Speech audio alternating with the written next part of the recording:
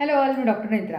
पाऊस ऑफिशियली सुरू झालेला आहे आणि वातावरणात ह्युमिडिटी, ओलावा भरपूर वाढायला लागला आहे. आणि जनरली मराठीत त्याला चिखल्या म्हणतात किंवा प्रत्येक प्रदेशामध्ये त्याचं नाव वेगळं असेल. बोटांच्या मध्ये, पायाच्या बोटांच्या मध्ये, हाताच्या बोटांच्या मध्ये किंवा कायकांना कानाच्या मागं जे जुनं फंगल इन्फेक्शन असतं ते फंगल इन्फेक्शन पुन्हा नवीन सुरू होतं आणि मग प्रचंड खाज, जळजळ, पाण्यात गेल्यावर ते चरचरणं, ह्या सगळ्या गोष्टी सुरू होतात. हे एक प्रकारचं फंगल इन्फेक्शन आहे. आणि फंगसला, आता फंगस म्हणजे बुरशी, ह्याला ओलावा, दमटपणा किंवा जिथं सूर्यप्रकाश भरपूर पोचत नाही अशा सगळ्या अंधाऱ्या जागा भरपूर आवडतात. आता ह्या कशामुळे होतात तर पहिल्यांदा सांगितलं की हे मॉइश्चरमुळे होतं. जे आपले शेतकरी बंधू भगिनी आहेत, जे सतत पाण्यामध्ये असतात, आता सतत ज्या शेतीची कामं चालू आहेत, सतत ओलावा असतो आणि मग त्या हातामध्ये पायामध्ये तो ओलावा तसाच राहतो, हे त्यांचं कारण आहे.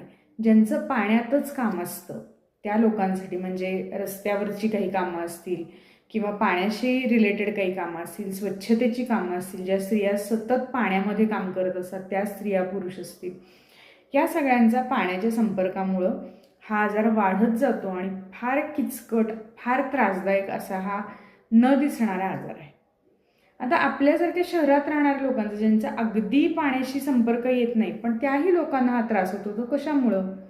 तर पहिली गोष्ट, दमट ओलसर, अर्धवट ओलसर सॉक्स घालणं, अर्धवट ओलसर ज्यामध्ये आतमध्ये मॉइश्चर आहे अशा पद्धतीचे चप्पल घालणं, किंवा आपले जे हात पाय आहेत त्याचे जे ह्यामधल्या स्पेसेस आहेत त्या स्वच्छ न पुसणं. हाताच्या तर पुसल्या जातात पण पायाच्या बोटांच्या मधल्या ज्या जागा आहेत त्या बऱ्याच वेळा स्वच्छ पुसल्या जात नाहीत आणि मग अशा ठिकाणी हे फंगल इन्फेक्शन वाढीला लागतं.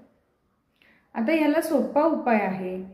दिवसातून कमीत कमी 2 वेळा त्या जागा कोरड्या स्वच्छ करणं आणि तिथं ओव्हर द काउंटर अनेक तुम्हाला डस्टिंग पावडर मिळतात अँटीफंगल, त्या डस्टिंग पावडर लावणं किंवा डॉक्टरांच्या सल्ल्याने एखादी जी क्रीम असेल ती क्रीम लावणं. पण त्याला प्रायमरी गोष्ट हीच आहे की तुम्हाला ती जागा सतत कोरडी स्वच्छ ठेवावी लागेल. जिथं खूपच दमटपणा असतो तिथं कोणत्या तरी प्रकारे तुम्ही पायाला ऊब मिळेल म्हणजे पाय कोरडे होतील अशा पद्धतीनं कोणती तरी उपाययोजना करा. पायामध्ये जो ओलसरपणा राहतो तो ओलसरपणा ह्याला जास्तीत जास्त कारणीभूत आहे.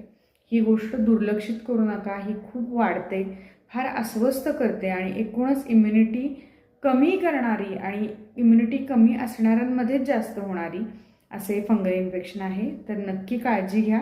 Prevention is better than cure.